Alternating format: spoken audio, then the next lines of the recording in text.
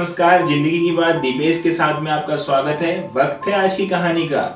दोस्तों, लॉकडाउन का समय चल रहा है। ऐसे समय में एक ऐसी घटना आज आपको बताने जा रहा हूं जो प्रेम की पराकाष्ठा है। दोस्तों, कुछ लोग एक स्थान पर प्रतिदिन भोजन वितरण कर रहे हैं और प्रतिदिन एक कुत्ता आता है और किसी न किसी व्यक्ति के हाथ से खाने का पैकेट छीन कर और भाग जाता है।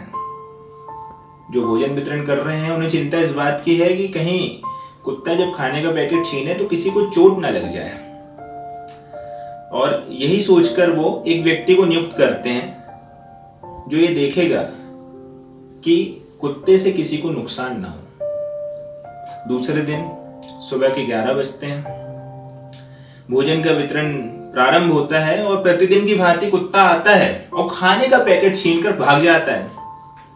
इस बार वो व्यक्ति जिसे नियुक्त किया गया है ये देखने के लिए, वो डंडा लेकर उस कुत्ते के पीछे दौड़ लगा देता है और कुछ दूर जब पहुंचता है तो देखता है कुत्ता एक झोपड़ी के अंदर गया है और खाना रख के बाहर आ गया है।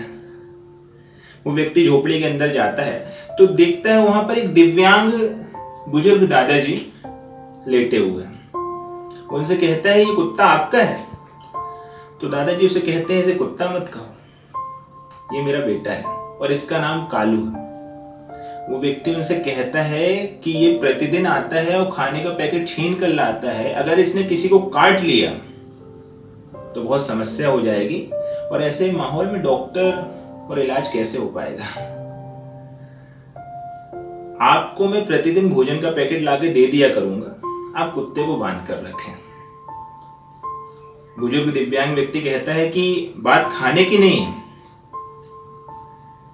मैं इसे रोक नहीं सकता।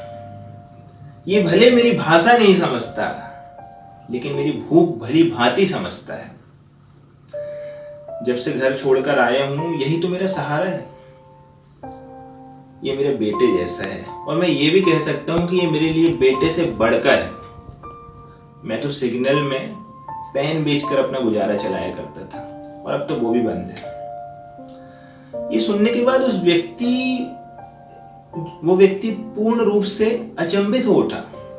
उसे ये रिश्ता समझ में नहीं आ रहा था। कुछ देर बाद वो दादा खाने का पैकेट खोलते हैं और उसमें से एक हिस्सा उस कुत्ते का और दूसरा अपना निकाल लेते हैं। उसके बाद बोलते हैं, हाँ कालू बेटा आजा, खाना खा ले। कुत्ता दौड़ा चला आता है और आकर उस दादा के चेहरे को चाटने लगता है, खाने की तरफ सूंघता भी नहीं। फिर से दादा कहते हैं, कालू बेटा खाना खा ले, लेकिन वो इंतजार करता है कि दादा खाना खाना शुरू करें और दादा खाना खाने के लिए पहला निवाला लेते हैं और कालू भी उनके साथ खाने लगता है। दोनों खाने में व्यस्त हो जाते हैं और वो व्यक्ति जो डंडा लिए खड़ा है उसके हाथों से डंडा छूट जाता है। वो सोचता है ये कैसा प्रेम है, कैसा अपनापन है। थोड़ी देर बाद वो दादा से बोलते हैं, दादा भले आप गरीब हैं, मजबूर हैं, लेकिन आपके जैसा बेटा किसी के पास नहीं। आपका बेटा वास्तव में बहुत अच्छा है। और ये कहकर कुछ पैसे निकालकर दादा को देने लगता है। दादा बोलते हैं, इन पैसों की आवश्यकता मुझे नहीं है बेटे, ये किसी और जरूरतमंद को देना। मेरा क्या है, मेरी सुबह शाम की भूख तो मेरा बेटा मिटा ही देता है। कालू जब तक है तो मैं भूखा सो नहीं सकता। ये सुनकर उस व्यक्ति के मन में बात आती है कि जहां इंसान से छीनने के लिए परेशान है, वहीं ये कुत्ता अपने मालिक के खाना खाए बिना खाना भी नहीं खाता। ये सब देखकर अपना सिर झटक कर वापस चल देता है। इस बार उसके हाथ में डंडा नहीं होता। भला इतने प्यार के बाद कोई वार कैसे कर सकता है? और ये तो प्रेम की पराकाष्ठा है। दोस्तों, ये कहानी हमें सिखाती है कि जहां आज मनुष्य अपने माता पिता तक को साथ नहीं रख पा रहा है, वृद्धाश्रम में छोड़ने जा रहा है, वहीं ये जानवर हमें सिखाता है कैसे अपने और अपनों का ख्याल रखा जाए।